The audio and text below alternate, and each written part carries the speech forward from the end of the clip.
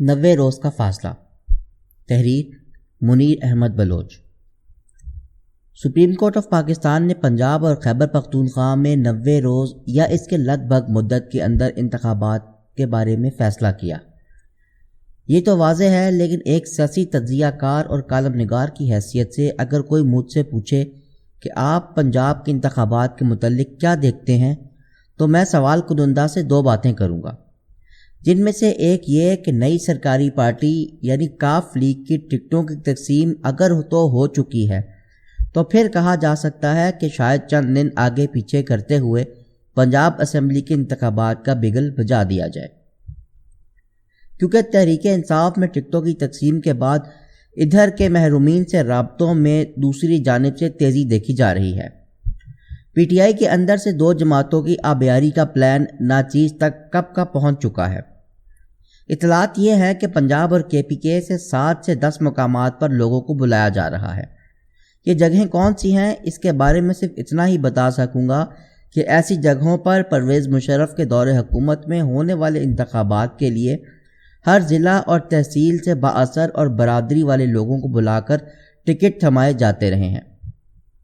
اب کاف لیگ کے لیے پھر وہی سہولت کاری کی جا رہی ہے اور اس کے لیے فرید کوٹ ہاؤس کی بھرپور مدد لی جا رہی ہے، بلکہ کچھ لوگوں نے تو وہاں سے 1-2 فہرستیں بھی دیکھ رکھی ہیں، جس کا ایک ثبوت یہ ہے کہ ملک احسان اللہ ٹوانا جیسے ایماندار اور زندگی بھر اپنی کر کے کھانے والے کا نام بھی ان فہرستوں میں شامل دیکھا جا چکا ہے۔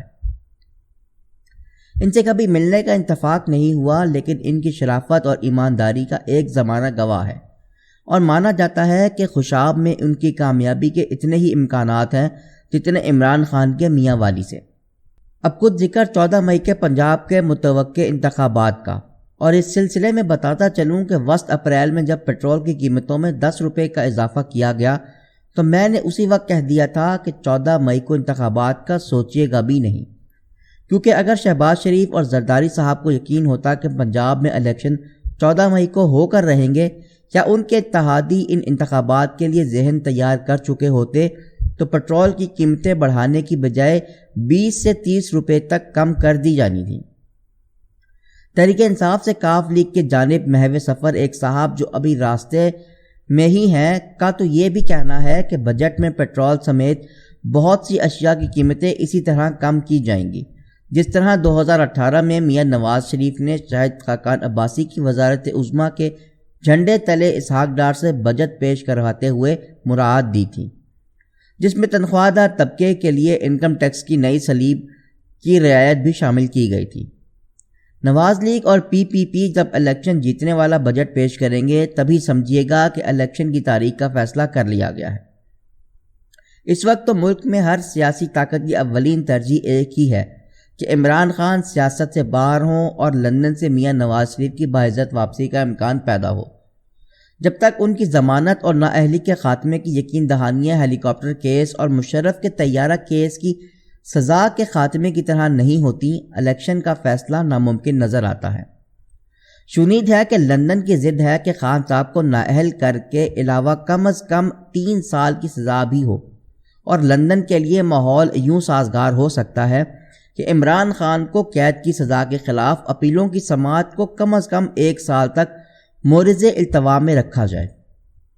اس عرصہ میں ان کی جماعت کو نون لیگ، کاف لیگ اور پی پی پی آپس میں بانٹ لیں، اور اس کے لیے بعض مہربانوں کی شفقت اس قدر جوش مار رہی ہے کہ اگر حالات بن جائیں تو کسی کو یقین ہی نہیں آئے گا کہ عمران خان کا کوئی سیاسی مستقبل بھی ہو سکتا ہے۔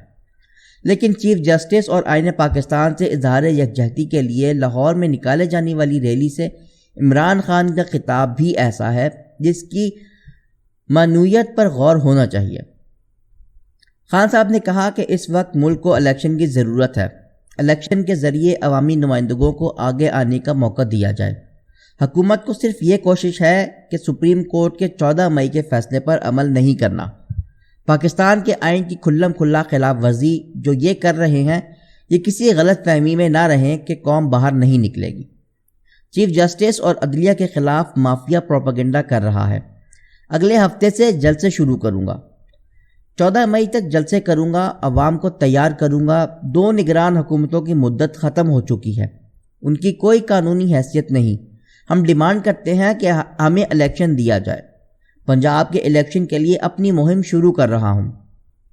70% پاکستان میں عوام کی کوئی نمائندگی نہیں ہے۔ اس وقت پنجاب یا کے پی میں عوامی نمائندگی نہیں ہے۔ اگر یہ حکومت چلتی رہی تو ملک کا دیوالیہ نکل جائے گا۔ خان صاحب کے خلاف 140 سے زائد مقدمات کا اندراج کوئی معمولی بات نہیں۔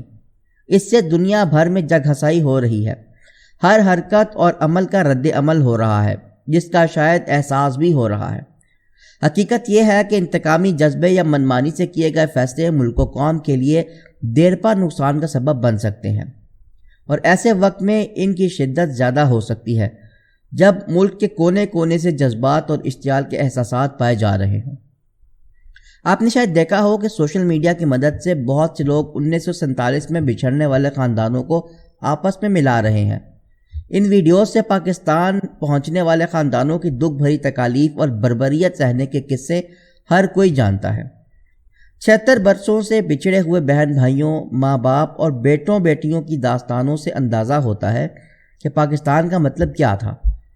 آج ہزاروں ماؤں کی ایسی کہانیاں دیکھی سنی جا رہی ہیں جو بھارتی پنجاب میں ہی رہنے پر مجبور کر دی گئیں۔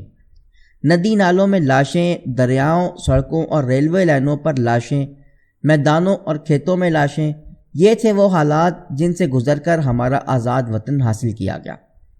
آج جس وطن عزیز کو سیاسی مفادات کے قدموں تلے کیچڑ زدہ جوتوں سے لٹیروں اور قبضہ گروپوں کی طاقت سے روندا جا رہا ہے۔ ترازو ہمارے سامنے ہے، انصاف کی کچہری موتی کی طرح چمکتی ہوئی سب کو دکھائی دے رہی ہے۔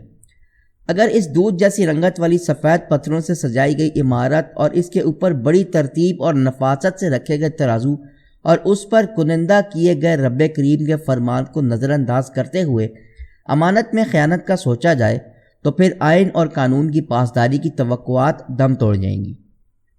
اگر کوئی سمجھتا ہے کہ جھوٹ کے بے ہنگم شور کا استعمال کر کے سب کی قوت سماعت کو ختم کر سکتا ہے تو یاد رکھیے کہ یہ جو پبلک ہے سب جانتی ہے۔ ایسا نہ ہو کہ 90 روز کی آئینی مدت کا معاملہ قومی تاریخ کا سیاہ باب بن کر اس قوم کے ماتھے پر کلنک کا ٹیکا بن کے رہ جائے۔